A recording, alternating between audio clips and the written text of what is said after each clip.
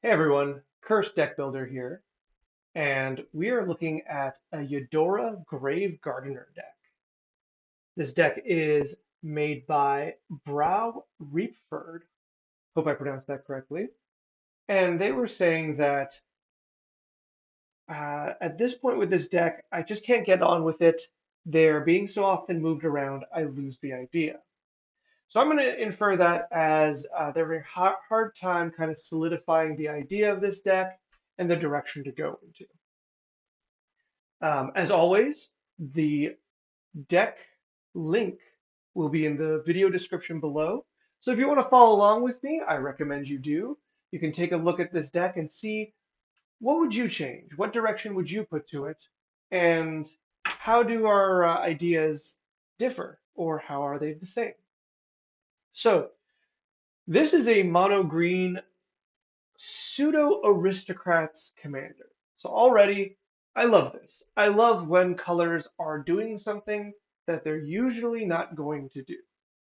I'm going to quickly read commander, what the commander is, and then we're going to move on to the first thing I noticed. But first, Yedora the Grave Gardener is a 5 mana 5/5, and Yedora says whenever another non-token creature you control dies, you can return it face down as a forest.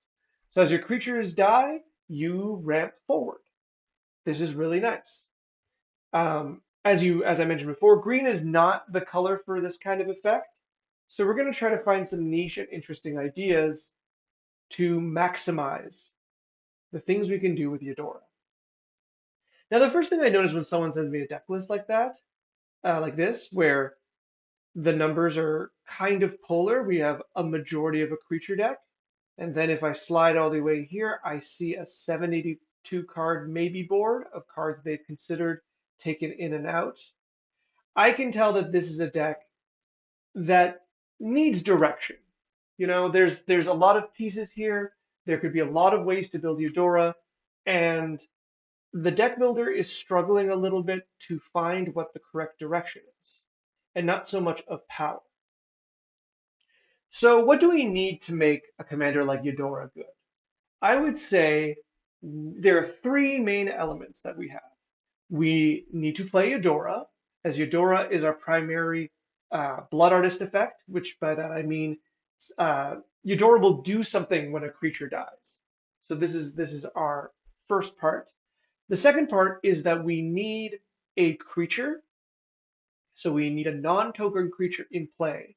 And the third part is we need that non-token creature to die. If we can put these three things together, the deck will do what it wants to do. Now, of course, the next question you might have is, okay, so the deck is working. I am playing creatures, they are dying, and I am getting forests in addition to whatever effect they had on ETB or on death. What now?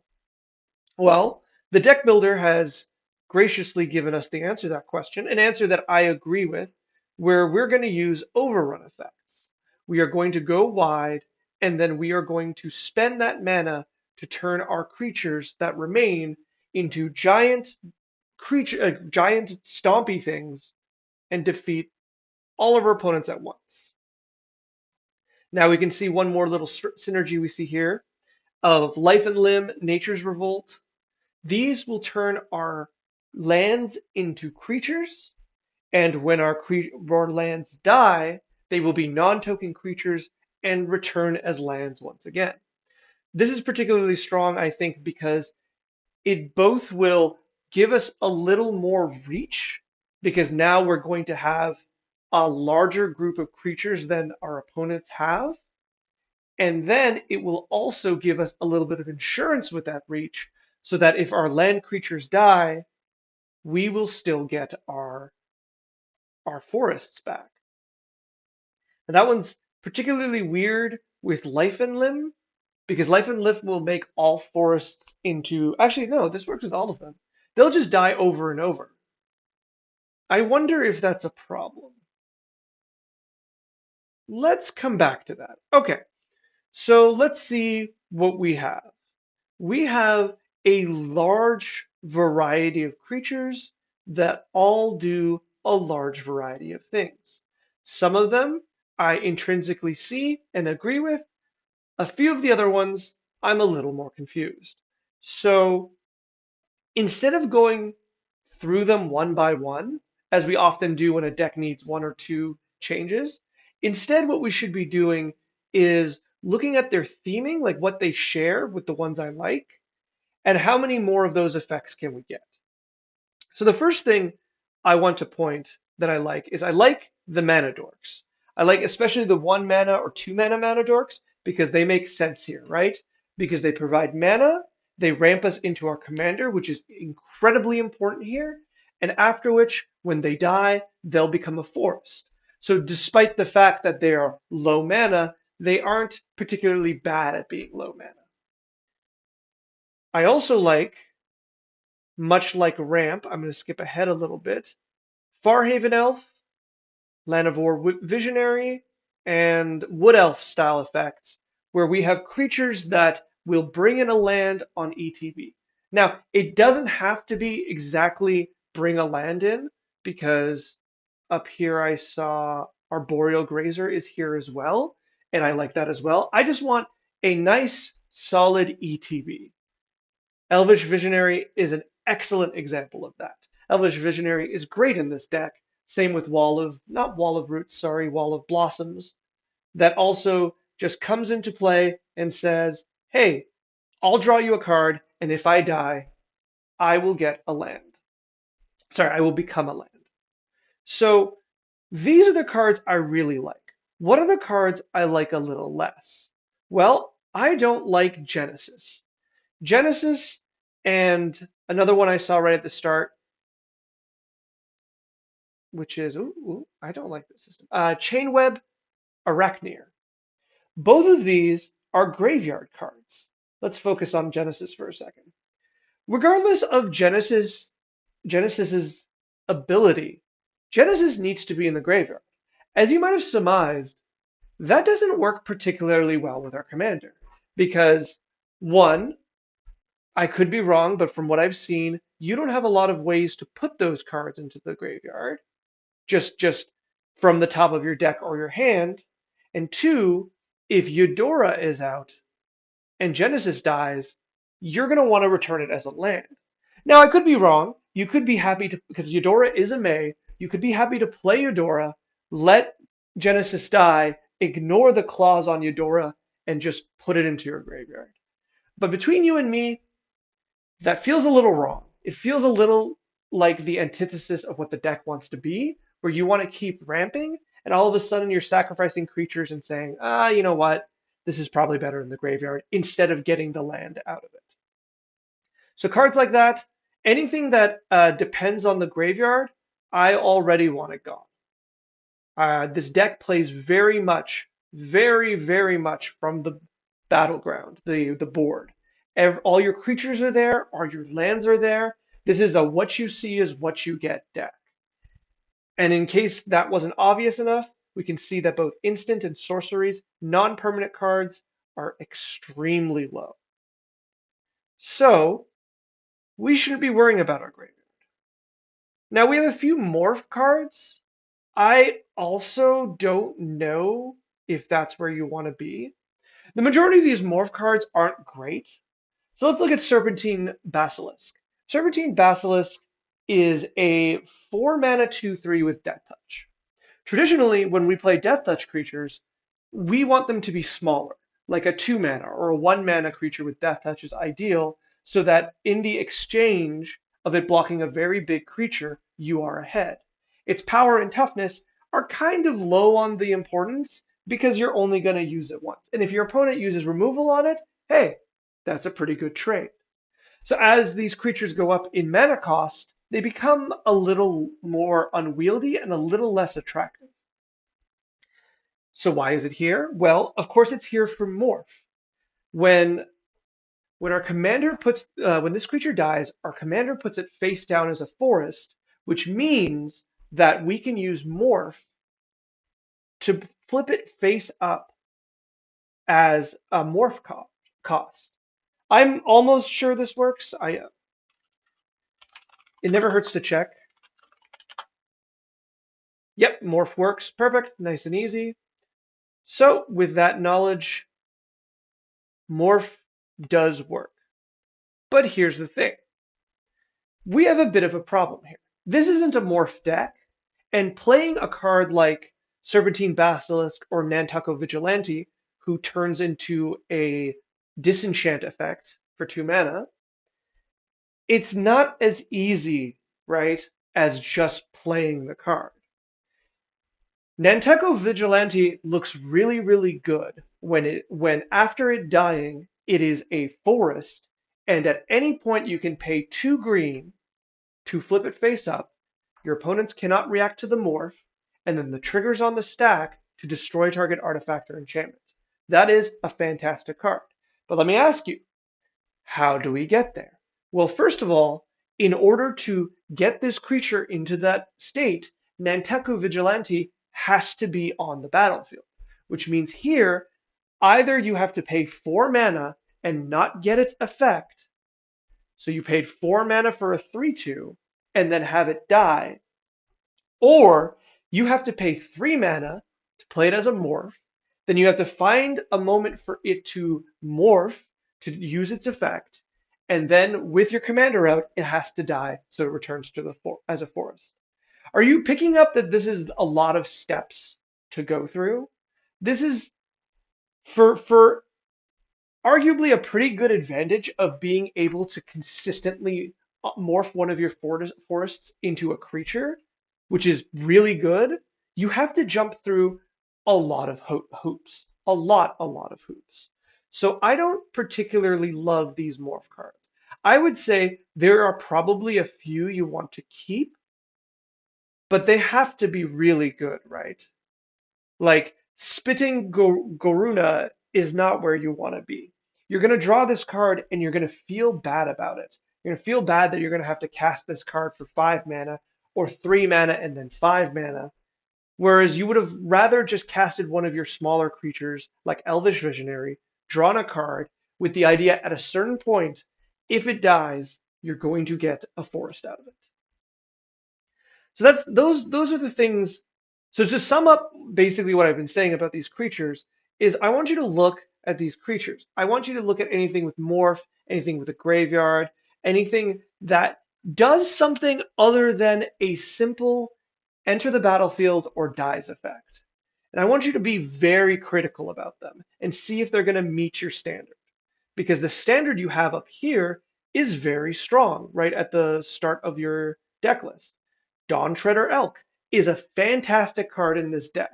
In fact, there's another elk that you're playing that does the same thing. Once again, very, very strong. These two cards do everything you want them to. They come into play, they can be sacrificed, that you can do it yourself and you don't need to be using one of your abilities. And then bam, once you sacrifice them, you get a forest in addition to, well, in this case, getting a second forest. That's pretty good. I want to see a few more of those. And I can see a few of them here too on the side. Cards like, is that Ewit here? Eternal Witness. Eternal Witness is great here. I like Dungrove Elder actually. I can't. I'm surprised this is in the maybe. This is a solid, strong creature that, though it doesn't have it enter the battlefield, it represents a very big body in your deck. It's very possible for your deck to have 7 to 8 forests, 7 to 8, not 78, but a large collection of forests before you play Dungrove Elder. And when you play the Elder, it is a really big creature with hexproof. I like that. It doesn't have trample, but it's worth the 3 mana. And the fact that it now gains the text that if it dies, you get it back as a forest, I like that even more. Let me see it once again at the lower. Arbor Elf, fantastic here. Kintree Warden isn't particularly good. Skull Clamp should absolutely be in here because it is another sacrifice effect if your creatures have 1 health or not, or lower. Crashing Drawbridge, I like. Druid class is okay, but I'd prefer. I always forget the name of this saga. Let's go Green Saga, add mana. There we go. I don't know why it's in Spanish. How do I change English? There we go. Song of Freyalise is great in something like that because it'll turn all your creatures preemptively into mana, in addition to the effect that they will turn into mana when they die, and then it has a bit of an overrun effect at the end. I think the direction you would want to go into is I want you to be vigilant and cut the creatures that do more than just the straightforward effects. Things like Beast Whisperer are really good. Things like Bramble Sovereign, I think that's fine because um, you're gonna have the mana to do that. Nantucket Vigilante, that can go, right?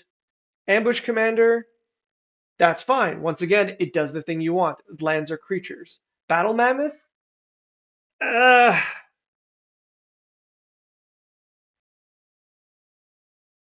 no. Also, Foretell doesn't work that way.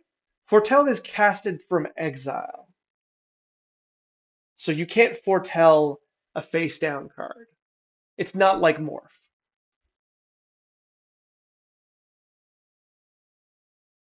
Okay, that would be the main direction I would start by thinking. And I think the other thing I would suggest is having a few more overrun creatures. Control, gain. We'll put it in mono green and we'll make this a creature. Let's see what options we have. Put them by mana value. Most of these effects are going to be 5 mana and higher. Double the power of each other creature. $7, that's not too bad. So God Eternal Ronas is an option. Further down, I am looking more primarily for Pathbreaker Ibex, which is a overrun effect. And then End Race Forerunners is +2/+2 across the board. Decimator of Provinces as well, which will also sacrifice a creature, which could be really attractive to you if you want to get another trigger out. This also gives +2/+2 and trample across the board. These would be nice to round out your overrun effects because right now you are low on overrun effects, and I would like a few more. And then I just thought of this. You're playing so many creatures. Aether Vial has gone down in price substantially. You could get away with playing Aether Vial. Aether Vial is not often seen in Commander, and I think this is a case where you can use this pretty well. Okay, I'm gonna kind of wrap up here. I can see you really want to play Yedora, and I can see you've been trying a lot of different things. Your comment gives me that idea. One more thing, sorry, I will say that I'd like you to do. Solemn Simulacrum should absolutely be in this deck. Simple enter the battlefield effect, simple dies effect. I want you to look at this card. Every card that works a little bit like this, I want you to heavily consider that card in this deck. Because some nice, clean, power level cards like that is going to make your deck very playable. They're not broken, strong cards, but they are satisfying to play and they do what they say. But sorry, the one other thing I was going to say that I would like you to consider is I want you to type in fight. And I want you to think very carefully about putting a few of these fight effects into your deck because I think you're low on removal and these fight effects are going to work. They're going to be very useful on both sides of it. One, you're going to want to be able to destroy creatures that you don't control. And two, this is kind of a sacrifice effect, right? You can use this on your 1/1 and make it fight a 2/1 and the two and both creatures will die. So you will have this as a removal spell and you will trigger Yedora. So I want you to consider those effects as well. I know this deck will need another draft. This is a bit of an early. It feels like it's still in the early drafts, so I would love to see another draft. You can send me another draft with the form that's in the YouTube video description. And if anyone or you has another deck they want me to see, I would recommend sending me Send me the deck list through that form. I am a big fan of monocolor commanders that do things that that color often does not do. And I think Eudora can be very strong and very fun to play in a satisfying way. So I hope the criticisms and the ideas I've given you help you get that deck in that direction.